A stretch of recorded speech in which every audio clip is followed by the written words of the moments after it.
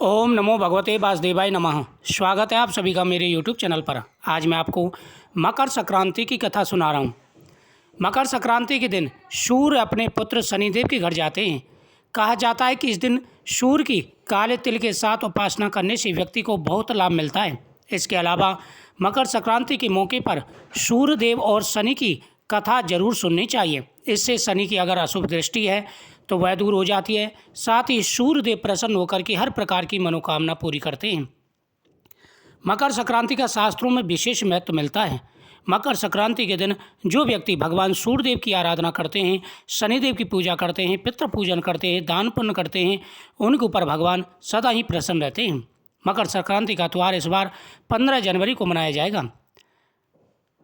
हर साल यह 14 जनवरी को होता है, लेकिन इस बार दो दिन का योग है। 14 और 15 दोनों दिन का है। इस दिन दान करने का विशेष महत्व है। इस दिन किए गए दान का 2 गुना फल मिलता है। ज्योतिष शास्त्र के अनुसार मकर संक्रांति के दिन सूर्य शनिदेव के घर आते हैं। इस दिन सूर्य शनि की राशि मकर में प्रवेश करते हैं। आपको बता देते कि पहले शनिदेव की राशि कुंभ थी, लेकिन जब सूर्यदेव शनिदेव से प्रसन्न हुए तो उन्होंने उन्हें एक और राशि यानी मकर राशि प्रदान कर दी। मकर संक्रांति के दिन सूर्यदेव और शनि की कथा जरूर सुननी चाहिए। इससे सारे दोष दूर हो जाते हैं। पौराण कथा के अनुसार सूर्यदेव और शनिदेव में अच्छे संबंध नहीं थे। दरअसल इसका कारण था सूर्यदेव का शनि की माता छाया के प्रति उनका व्यवहार। दरअसल शनिदेव का रंग काला होने के कारण सूर्यदेव ने उनके जन्म के दौरान कहा था कि ऐसा पुत्र मेरा नहीं हो सकता। इसके बाद से सूर्यदेव ने शनिदेव और उनकी माता छाया को अलग कर दिया था। जिस घर में रहते थे उसका नाम कुंभ था। सूर्यदेव के ऐसे व्यवहार से क्रोधित होकर छाया ने उन्हें श्राप दे दिया था। माता छाया ने सूर्यदेव को कुष्ठ रोग का श्राप दिया था, जिससे क्रोधित होकर सूर्यदेव ने छाया और शनिदेव का घर जलाकर राख कर दिया था। सूर्यदेव के पुत्र यम ने सूर्यदेव को उस श्राप से मुक्ति किया था।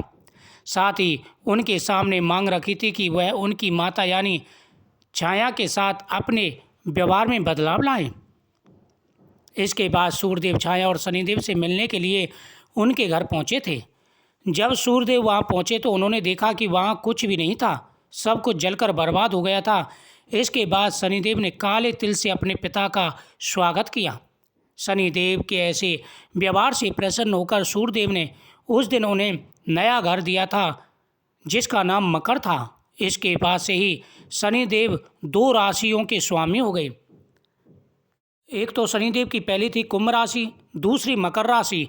दोनों राशियों का आधिपत्य शनिदेव के अधीन हो गया। शनिदेव इन दोनों राशियों के स्वामी हो गए।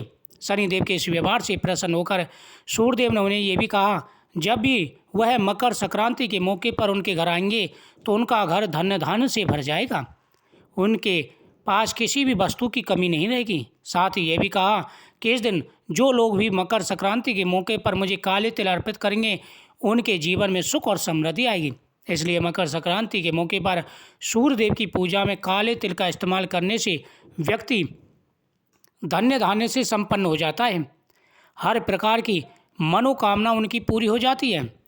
मकर संक्रांति का विशेष महत्व है। सूर्य संस्कृति में मकर संक्रांति का पर्व ब्रह्मा विष्णु महेश गणेश आदि शक्ति की पूजा का माना जाता है। संत महर्षियों के अनुसार इसके प्रभाव से प्राणी की आत्मा शुद्ध होती है, संकल्प शक्ति बढ़ती है, साथ ही हर प्रकार की मनोकामनाएं पूरी हो जाती हैं। सूर्य के उत्तरायण होने के बाद से देवी देवों की ब्रह्म पूजा शुरू हो जाती है। पुण्य काल शुरू हो जाता है। इस काल को ही परा अपरा विद्या की प्राप्ति काल कहा जाता है। इसे साधना का सिद्धि काल भी कहा जाता है। इस काल में देव प्रतिष्ठा, गृह निर्माण, यज्ञ कर्म आदि पुनीत कर्म किए जाते हैं। मकर संक्रांति के एक दिन पूर्व से ही व्रत उपवास में रहकर योग्य पात्रों को दान देना चाहिए। रामायण काल से भारतीय संस्कृति में दैनिक सूर्य पूजा का प्रचलन चला रहा है। राम कथा में मर्यादा पुरुषोत्तम भगवान श्री राम सूर्यदेव की उपासना करते हैं। कपिल मुनि के आश्रम पर जिस दिन मातु गंगे का पदार्पण हुआ था वह मकर संक्रांति का दिन था। पावन गंगा जल के स्पर्श मात्र से राजा भगीरथ के पूर्वजों को स्वर्ग की प्राप्ति हुई थी। कपिल मुनि ने वरदान देते हुए कहा, मातु गंगे त्रिकाल तक जन जन का कल्याण, पाप हरण करेंगी और भक्तजनों की 7 पीढ़ियों को मुक्ति एवं मोक्ष प्रदान करेंगी।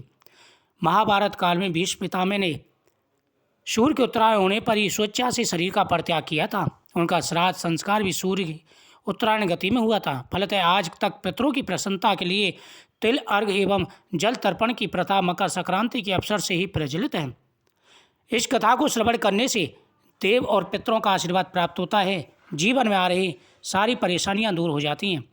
इसलिए इस कथा को जितनी ज़्यादा हो सके उतनी बार श्रवण करना चाहिए। वीडियो को शेयर करें, चैनल को सब्सक्राइब करें, कमेंट में ओम सूर्याय नमः जरूर लिखें।